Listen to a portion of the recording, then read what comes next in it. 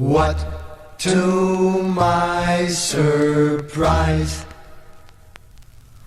a little Nash Rambler was following me about 1/3 my size. The guy must have wanted to pass me out, as he kept on tooting his horn.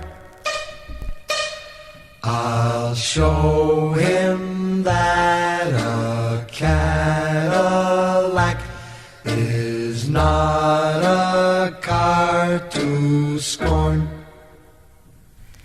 Beep, beep, beep, beep. His horn went beep, beep, beep. I pushed my foot down to the floor to give the guy the shake, but the little Nash Rambler stayed right behind. He still had on his brake.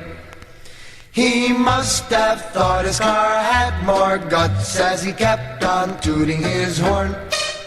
I'll show him that a Cadillac is not a car to scorn. Beep, beep, beep, beep. His horn went beep, beep, beep.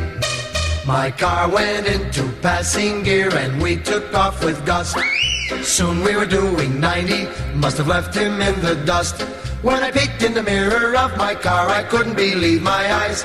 The little Nash Rambler was right behind. I think that guy could fly. Beep, beep, beep, beep. His horn went beep, beep, beep. Now we're doing 110. This certainly was a race. For a Rambler to pass a Caddy would be a big disgrace. The guy must have wanted to pass me out as he kept on tooting his horn. I'll show him that a Cadillac is not a car to scorn. Beep, beep, beep, beep. His horn went beep, beep, beep. Now we're doing 120 as fast as I could go. The Rambler pulled alongside of me as if we're going slow. The fella rolled down his window and yelled for me to hear, "Hey buddy, how can I get this car out of second gear?"